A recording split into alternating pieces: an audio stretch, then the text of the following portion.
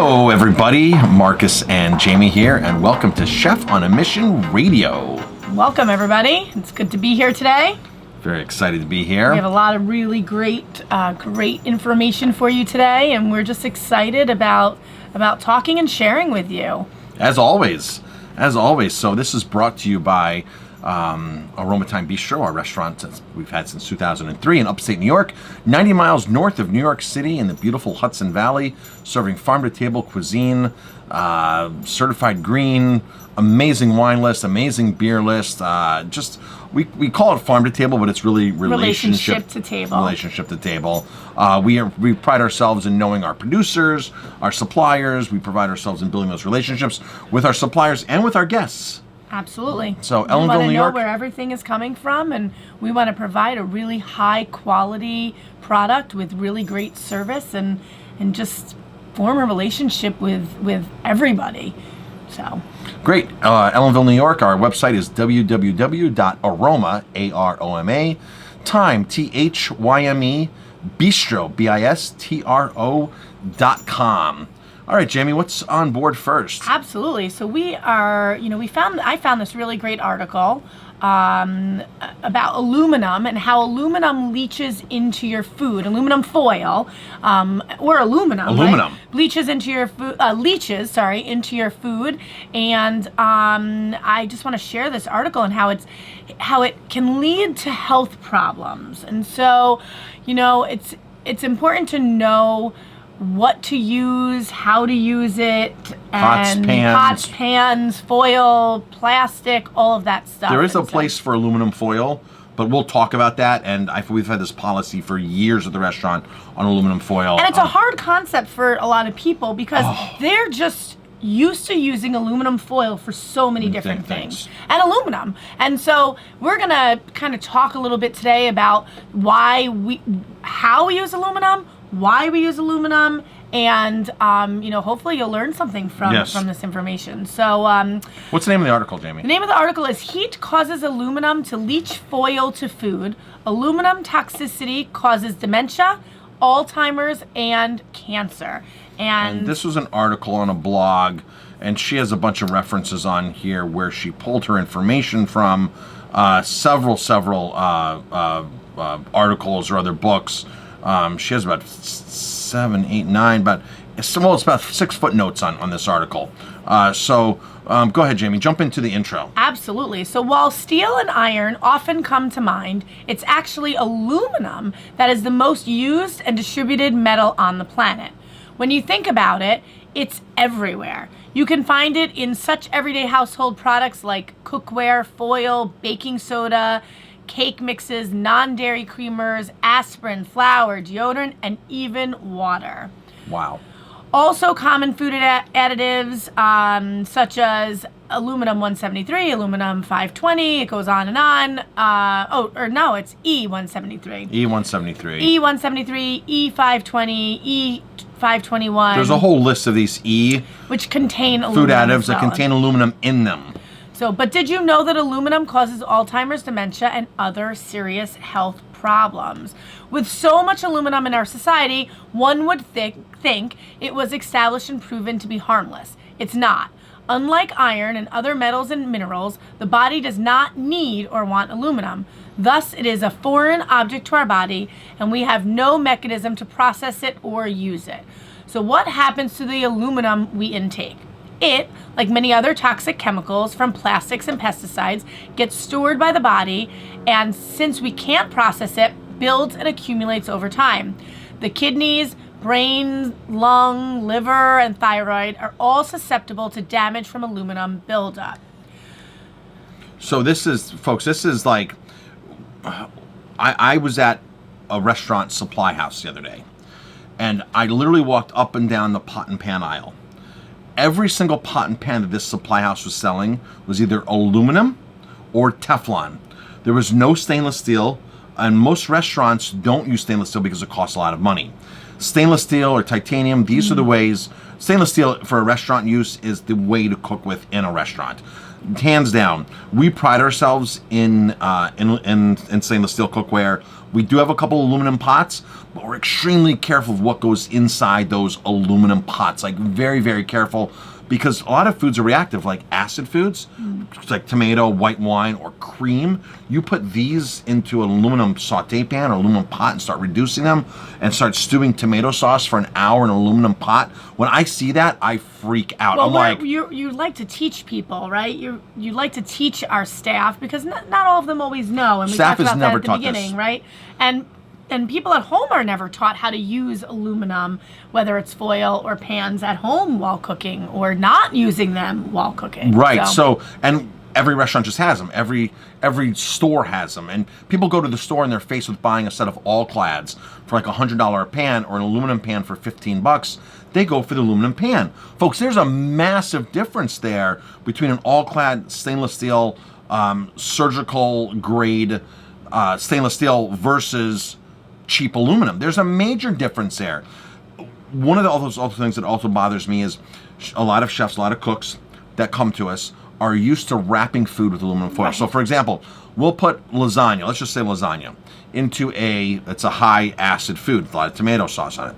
They'll put that in a stainless steel pan to bake it, and then they'll put aluminum foil on top, especially when the food's left over. They just put aluminum foil on top. And then all of a sudden, a couple hours later, the next morning, you go and look at that, and the top of the aluminum foil started to disintegrate. It's called pithing.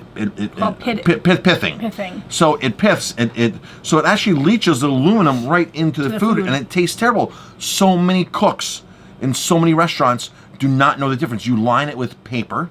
You line Parchment all your paper, food right? with parchment paper, baking paper, and then you put the foil on top of that, so there's never any contact with food and foil. Zero contact with food and foil. People sometimes say, oh, can you wrap my steak up in aluminum foil to go?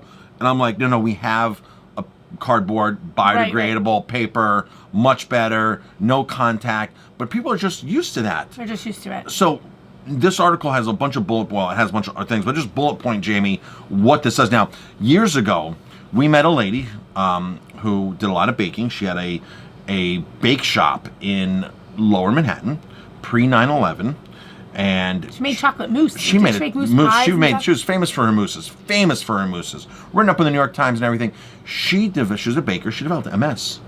She developed MS, and then, because she was smart and said, I want to look at this in a diet and nutrition way, went to the Ann Wigmore Institute in Puerto Rico, detoxified, learned raw and living foods, high alkaline foods, learned how to juice, and when she got back, she looked at her bakery and she goes, this bakery is poisoning me. It's literally poisoning me, and got rid of all of her aluminum, and miraculously, She felt better. she felt better. She felt totally better. But folks, we're eating this stuff every single day. It's getting into our food supply. You go to these restaurants, you wrap stuff at home in aluminum. Things are packed. You read where all the sources are. Now, Jamie, read what's some of the common. Below are the most important reasons to eliminate aluminum from your life. So, aluminum damages the central nervous system. It causes brain damage. Aluminum robs the body of essential minerals. Read why about that. So, aluminum is not needed by the body. Magnesium, calcium, and iron are. Unfortunately, aluminum robs the body of these much-needed substances. Trace aluminum levels cross the blood-brain barrier and progressively accumulate in large pyramidal neurons of the hippocampus, cortex, and other brain regions vulnerable in Alzheimer's disease.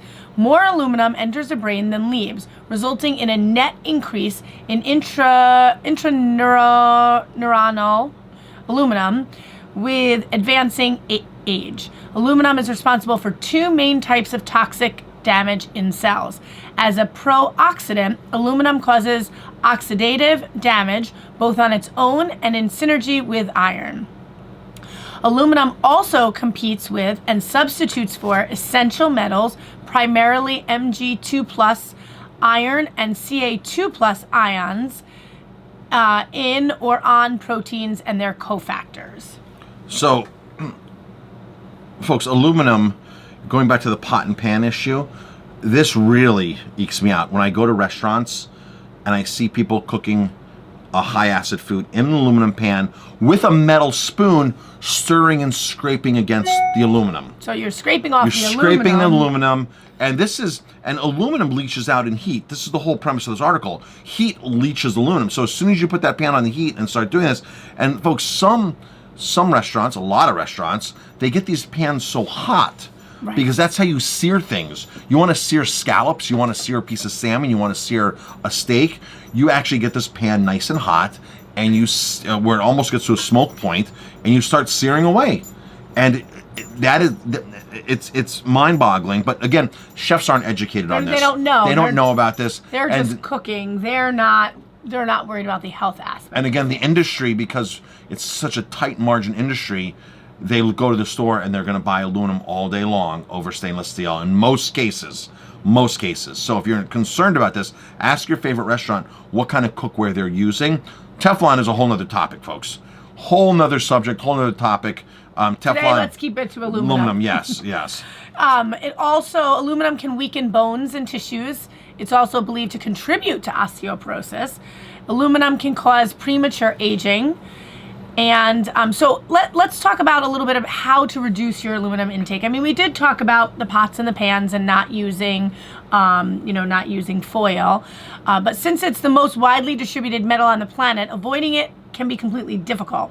You can greatly reduce your intake by purchasing products free of aluminum, especially products such as cookware, personal hygiene, and processed foods. Looking like your deodorant, they were saying aspirin in here, looking all that kind of stuff. You'd be shocked and surprised where aluminum hides, where they put it into. So even the flu shot, yes, could have it. So read ingredients, folks. So to help your body reduce aluminum already consumed, try adding spirulina to your daily life. By eating spirulina, you will boost your red blood cells and their capacity to transport oxygen. More oxygen means a more efficient body to detox.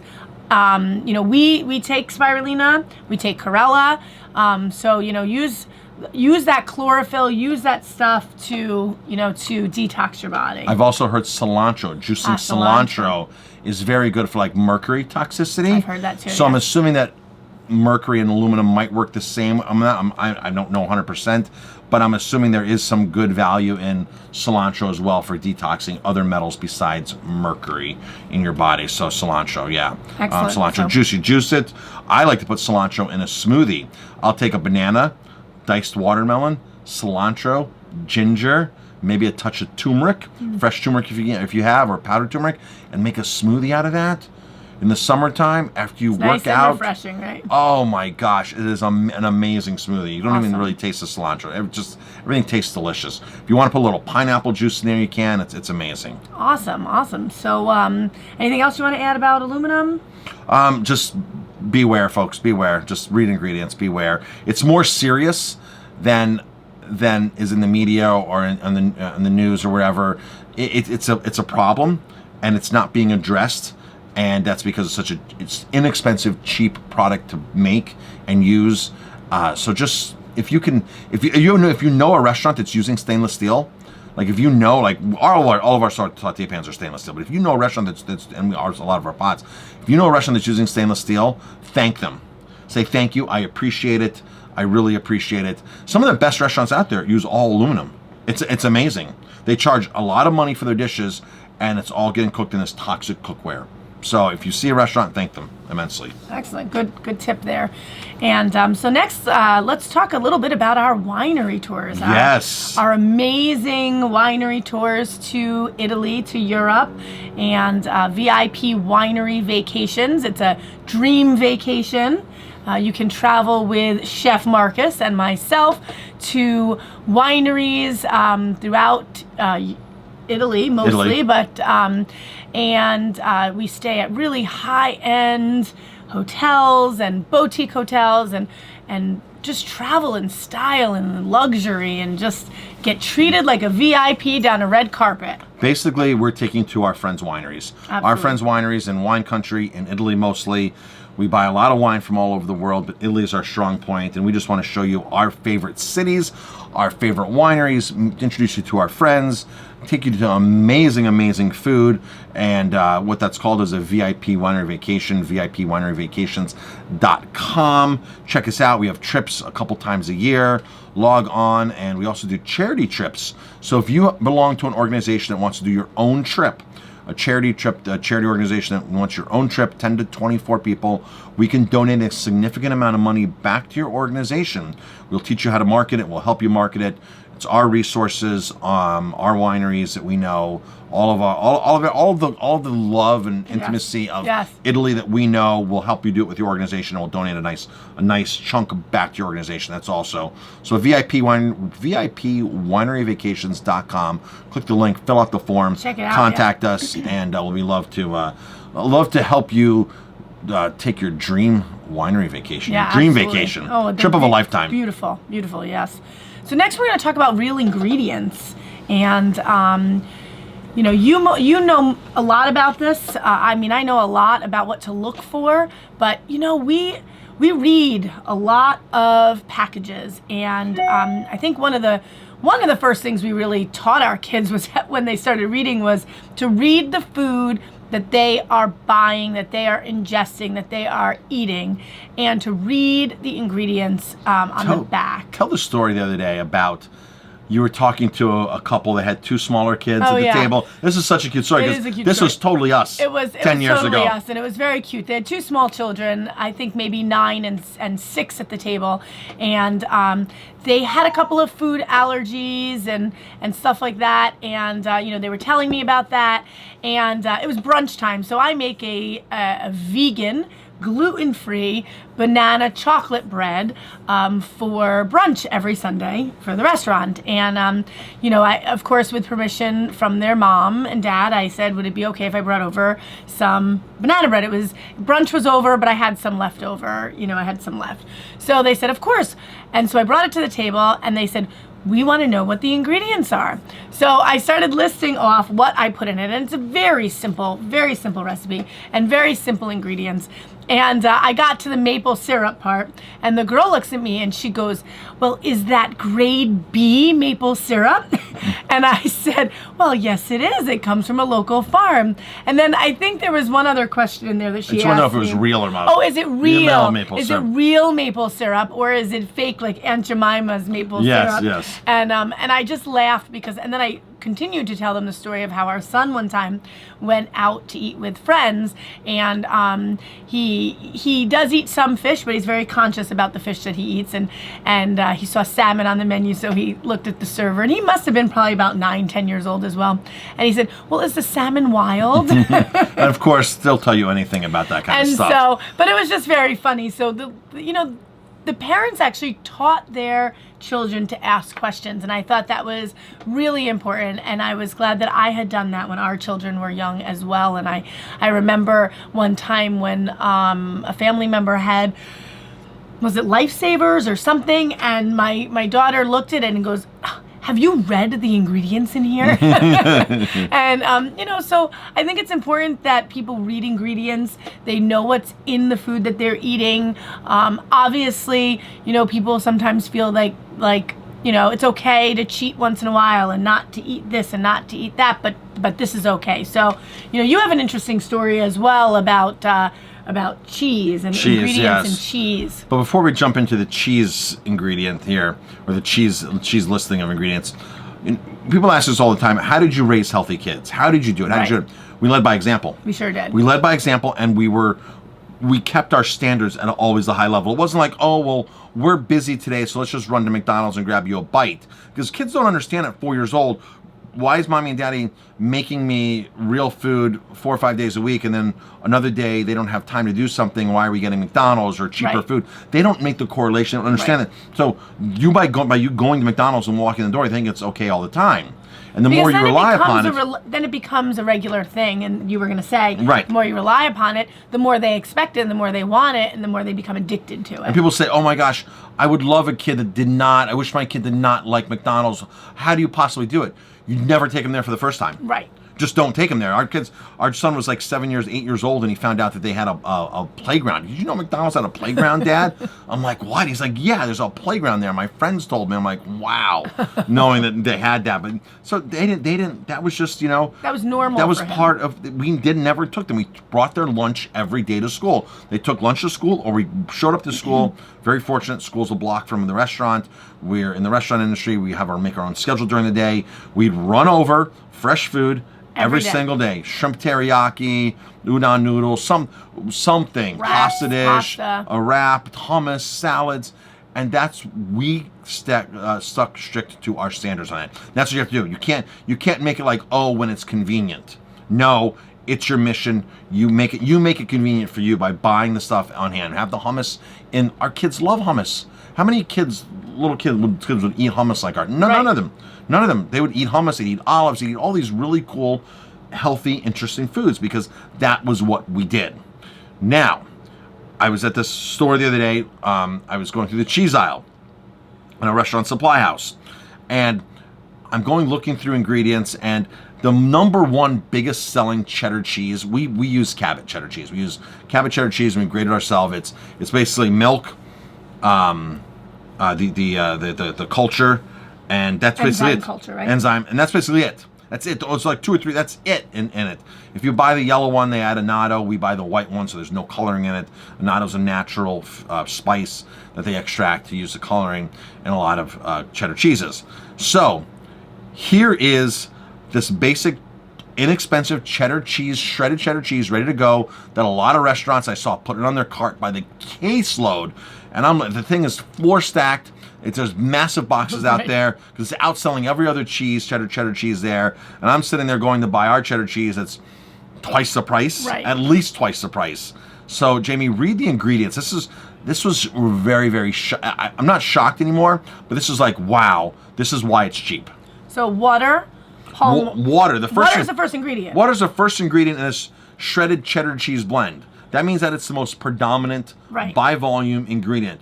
So when you read ingredients, right, it's always the most predominant thing is first, and then it goes down from there. Yeah.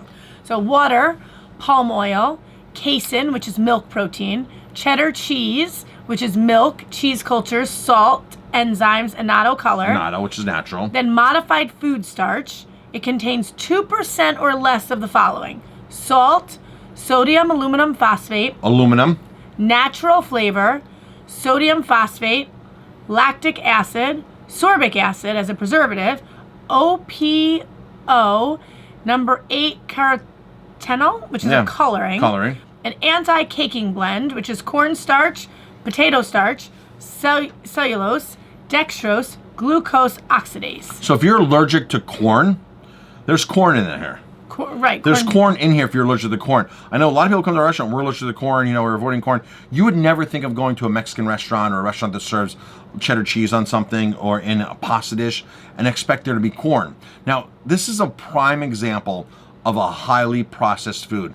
They're actually taking water and palm oil and then casein, milk protein, and mixing it with real cheddar cheese and spreading it out, and then adding other things so they don't stick together, anti-cakings and fill it. So, folks, this is modified food starch. It's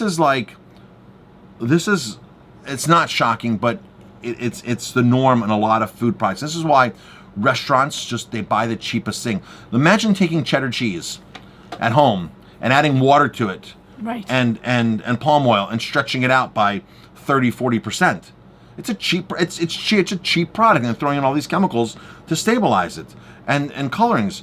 It's shocking. Read your ingredients, and do never ever be embarrassed at a restaurant to say what's in here. It's your right as a consumer to know what's in your food. It's called truth in menu. It's a law. You're allowed to know what you're eating. You're allowed to know how it's cooked. So if a restaurant says to you boiled potatoes and they send out fried potatoes and they go, well, that's what our menu is, you say, no, that's not what it says on your menu. These are things you have to know by law. You have a right. Restaurants have that ethical and moral, and the law, it's on our side. So, but the ethics and morals get thrown out most of the times. So. Absolutely. So, All right. All right. So next, you want to talk about the restaurant a little bit more? Or? We can talk about the restaurant. Excellent. This is brought to you, right? This Oh, yeah. is brought to you by Aromatime Bistro in 90 miles north of New York City in the beautiful Catskill Mountains. There's great hiking nearby. Oh my gosh. There's amazing stuff to do outside. Yeah, amazing stuff. We're in the middle of 4 or 5 state parks, forests, preserves. There's hang gliding here. There's hiking. There's cross-country skiing. There's snowshoeing. One of the best the best mountain bike park in the state. New York State is here, 5 minutes down the road. We are surrounded with mountains that have zillions of trails, I think. It's There's miles so and miles many and miles and miles of trails. So, Yep. Aromatime Bistro, Ellenville, New York, relationship to table, farm to table, but a little bit more, down to our bar, which is loaded with amazing spirits, all independently owned spirits, wines, beers, all craft beers, independently owned wines. Yep. So, yeah. Great. So come on up and see us. Absolutely. www.aromatimebistro.com. Time like the herb. Absolutely. THYME. So Jamie and I are super excited because we're getting ready to do our first couple-preneur workshop. We're going to be on a panel with relationship coach Dave Elliott, and we're going to be talking and dropping information, helping people in the crowd about how just relationships in general, but then what happens when you bring the relationship of a married couple into a business, and how do you work the business together. We're going to be dropping a bunch of really cool information. We're really excited about that. Let's talk right now, Jamie. Why don't you say one thing that's helped us, and I'll say one thing that's helped us over the years. Because, folks, we work side by side. We are together 24 hours a day, 7 days a week, with a break here and there. Yes. But and we wouldn't change it. We wouldn't. I was just going to say, we wouldn't change it. We wouldn't change it. We absolutely love what we do. We love helping each other. We love we just love the aspect of always being together, and we wouldn't change any of that. I mean, we complement each other so well in so many different aspects. But, the biggest thing for me is that we're on the same team, right? Our goal should always be the same. Maybe not all of them, but our main goal for our business, for our relationship, should be the same. We are on the same team. So we have to remind ourselves of that quite a bit. When we disagree on something, we're on the same team. We're building an empire together. We're building it together. We are building this business, all these businesses, all the things that we do together, and we have to remember that. So what is your tip? So just remember to support each other and remember to be on the same team, right? Same team. And remind each other of that. I think that's important, because sometimes we get upset about certain things, and we both have to remind each other we're on the same team. On the same team. What's your tip? My tip. What is my tip? So there's so many things that make it crucial and essential for a spouse, for a couplepreneur to make this thing work. First of all, your business has to be your passion. You cannot be in business together and wait to get out of the office every single day and put that life behind you. It helps when this is your passion. Absolutely. And that makes it so much easier. And it's 2020. You don't need to take a job for somebody anymore that you hate, that's miserable, or buy a business or stay in a business that's miserable.